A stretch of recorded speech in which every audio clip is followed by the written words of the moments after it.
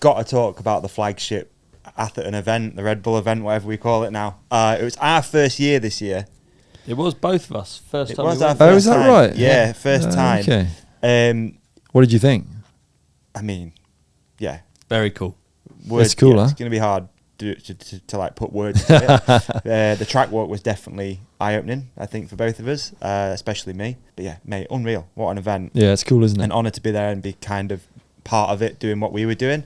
I think one of the major takeaways was a year where there wasn't many changes to the course.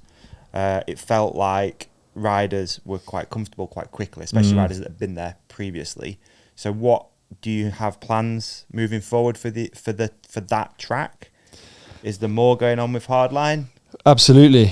I mean, the number one reason for the lack of course changes this year was that originally the canyon gap that went in was meant to have that whole different section of track leading up to it. Right.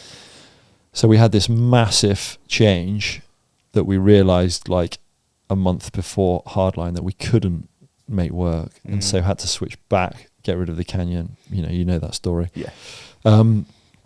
Which is why we couldn't have any big changes this year. Okay. But we're well aware of, Hardline has to keep advancing, and it blows my mind, and it has done for a long time now, how hard you have to push Hardline, how quickly it has to evolve. Okay. Because you build a track and some features, and then the guys from Rebel are like, are you sure this is going to work? Are you sure riders are going to hit this? They turn up, the riders are nervous, and then in what feels like no time, bang, they've tested it, bang, they're comfortable, their race runs through it, and then they're like, what next, Because the riders are so good. The riders are so good at, turning up, getting comfortable on whatever's there, evolving so fast year to year that it's hard to like develop a track to keep up and stay ahead of them. How interesting. Maybe we can rewind to the very first Hardline and what your kind of like initial aims were when you as a crew took it on. Well, the idea was, Red Bull, we want to build this, one of the most difficult courses in the world. It was the way Athy had always worked. Build a track, super difficult, with as many difficult features on it, and we'll invite a load of racers to come along. And we came up with this concept, and we put it to Red Bull, and they were like, yeah, okay, that sounds quite good. And we were like, okay, is it going to happen? Can we do an event this year? And they're like, yeah, we're working on it. And it's creeping closer and closer. We're like a few months out. We're like, is it going to happen? We need to start building it. We need the budget. This is what it's going to cost. And they're still dragging their feet. And then Matthew was like, oh, we're just going to start building it. Like him and the boys and a big crew just start working on this track. And then eventually Red Bull were like, okay, yeah, we'll go with it, which was lucky because the course was almost finished by this point. Really? And then, the first year it was we had no idea what to expect, and it was a bit mental. It was a bit. First year live broadcast or not? I can't even remember. It might not have been. I don't think it was. I don't think it because was. It was like there was like an NDA. No one could talk about it. Yeah, and it was like afterwards a show. Okay. I think. Yeah, and it was just like people crashing everywhere. Like the course was not really ready. Like wet lips. Like the gaps were huge. Some features didn't work. Year 2, like the course was better, but everyone had seen what happened in year 1, so we were struggling to get any riders to come along. Like years 2 and 3, I think there was like 7 or 8 people in the finals because there was just no one there, Yeah. And then it gradually kind of refined and grew into like a bit more of a kind of a well-rounded event, and it gradually picked up momentum. And it's crazy to see the kind of where it's going now, and the amount of coverage it gets, and how many people are watching it, and it's turned into quite a big beast now. Yeah, it seems that way. Yeah, especially with it rolling out as well. Rolled out.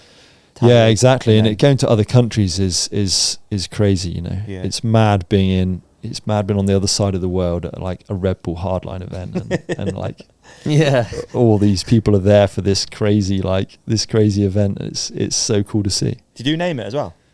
Yeah, I can't remember I don't know where that name came from. I mean, it's not very original, is it really? Yeah. We could have thought of something better, I'm sure. No, it's cool, isn't it? I mean, how hard can Hardline be? How big can you go? Well, I mean, it needs to be hard. Like, it needs to be. We want it to be in that situation where the riders are turning up, walking the track, they're nervous, they're like, because in my eyes, that's what like glues those riders together. That's what like knits them together in that little unit, you know, that camaraderie that you see at Hardline. We don't want that to fracture off where like riders are there on their own doing fast laps because they want to try and win. Yeah. You want the riders to be there in a small team because they're all trying to survive and they're all helping each other down the mountain, and someone's hit this gap, so they're going to tow them in, and it makes them all work together, and it's almost the riders against the track. Yeah. You know? It's well funny that you make a filthy, horrible downhill track in order to make people like hang out more together. Yeah. True. The fear brings everyone together, you know? Yeah. And that's amazing to see, and it's like It was really one cool of my for us favourite to be things there. about it. Really was. Like, we spent a lot of time around the girls, didn't we? Yeah. Nothing creepy. We were just around at the same time. No, we were like just around when they were testing features, Yeah. and that camaraderie and just watching them Yeah, figure it sick. out together was really cool. Well, do you know what? I think that group of girls wanted to tick off the whole line, didn't they? So Yeah. naturally it brings them closer together because they're sort of experiencing the same problem that if everyone was there for the first year would be doing, Yeah. I guess. Yeah, the girls, like the last year or so, are going through what the guys went through, you know, 10 years ago. Yeah. Yeah. Yeah. You know, that fear, that like force together to like try and beat the course, you know? Yeah. It was So- good. It was amazing. So you talked about like it has to forever evolve. What direction do you think it evolves in now? Like, does it go higher speeds, even bigger jumps, or do you make features more technical and steeper, or what? Do you have like a vision of where you think the evolution is of Hardline? Yeah, I think it just evolves at every level. And every year people are like, but where do we go now? Like, this is the kind of the limit of what we can do. And it isn't, you know, like it just needs to go bigger. Like the gaps can go bigger. The track can be faster. It can be gnarlier, more technical sections. It could be longer. It could be rougher. Like, the riders are so good, you know, the riders are incredible athletes and adapt so well to whatever you put there. And, you know, the canyon gap was controversial and people didn't like it because it suddenly, you know, it kind of showed them what could go wrong, and it kind of made people a bit uncomfortable. But, you know, it needs to go to kind of this size of a feature and just gaps that are uncomfortable to do, you know. And it is Hardline, and it needs to be challenging to keep these riders on their toes. Should World Cup tracks be going the same way? No, I don't think so, because you couldn't have, you know, that many people, that many rounds. Like, it's Right. incredible what happens during a Hardline weekend, and it happens because Red Bull have got such a great events team, and, you know, there are so many people involved, putting so much effort in, you know, the budget involved, the people there. Like, it's a huge undertaking, and it would be hard for a World Cup to morph into that, you know. Okay. I mean, it would be sick for sure. Imagine that, but I just don't think it would work. And, you know, what they're trying to create with World Cups is it doesn't need that course to go with it. Yeah. Yeah, I guess the pace makes it dangerous on a World Cup track. Like, if it was like a track that a normal bike rider could get down, it doesn't really matter, because the pace that the pointy end are going at, in fact the whole field is going at, is so unbelievably horrific, to be honest with you. Yeah. Like, is there a size at Hardline where you think it can still... I tell you what, I'm making a confusing question here, but like, I feel like Hardline it's now becoming a real race. You see people really pushing, don't you? And I think for a long time it was just like, I made it down. Yeah. I've done I'm it. alive. Yeah. That's all I wanted. Yeah. Like, how do you balance that, making a racetrack and making something that is truly something that... Because you still need it to be like, yes, I've made it down, don't you? Yeah, and it still needs to be a good race, you know. Like, Yeah. we don't want it to just be like a survive down the track. We want it to be like, you know, riders battling for those tenths of a second. So it is a hard balance to get those two things. I would say the riders are probably too comfortable on the course now, and it's allowed it to go too much, about the race. We need to go back to like adding that tension and that, that survival element to it a little bit. So it is hard to balance. And of course, when we've done it for 10 or 11 years, there's going to be years where it kind of sways one way more than the other, and inevitably a new track or lots of new features are going to take it back to the kind of just get through it style. And when a track's been there for a while, it goes towards the racing. So there's probably changes to be made, and that's what we'd like to do, is just keep evolving it and keep kind of shaping it into what it can be. That's always what we want to try and achieve. Kind of focusing as well on like the Welsh course. Are you happy with it moving as well, or does it feel kind of weird that it's not in the garden anymore? I think it's cool. I think it's amazing to see, because it going to Tasmania, it's not Hardline Wales. It's a completely different take on Hardline, because you're working with what you have and on the other side of the world, and Tassie's incredibly fast. Like, it's such a high speed track. It's like, this year was the first year I rode it, and it blew my mind, like when I arrived and started riding the course, like how fast you were going and how much information you had to process. And it took a few days of riding it to like get into that like ability of thinking like 3 turns ahead, because you knew there was it was wild. The jungle bit does look it's video games. Yeah.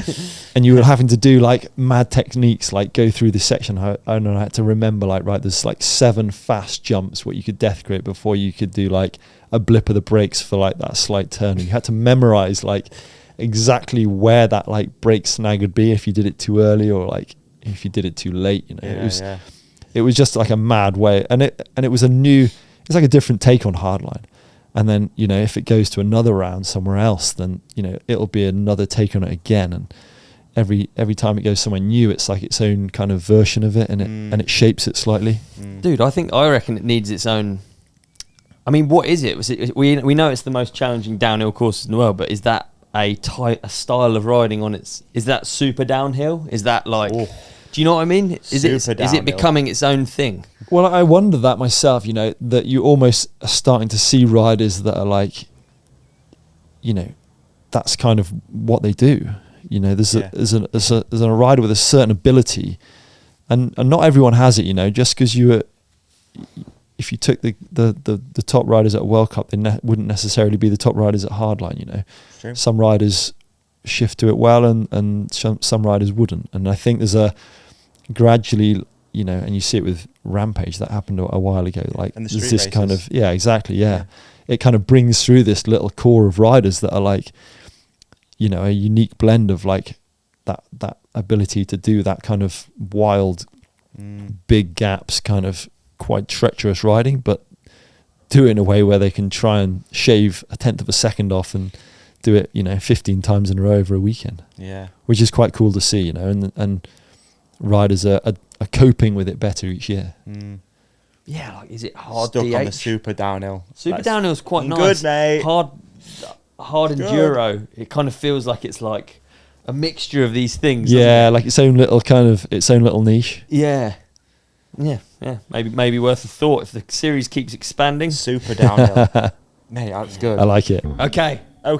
Hey, man, what an episode that was. You did amazing in it. And so did you. You shone like a star. You shone like a moon. Can we also put something up here that you can click on for the next episode? How about we put a subscribe up there in the middle? Yeah, We're going to put a video we think that our lovely companionship will love on your face. On my face? Yeah. And so they can't see me now? Gone. And on my face, another video that we think people will love.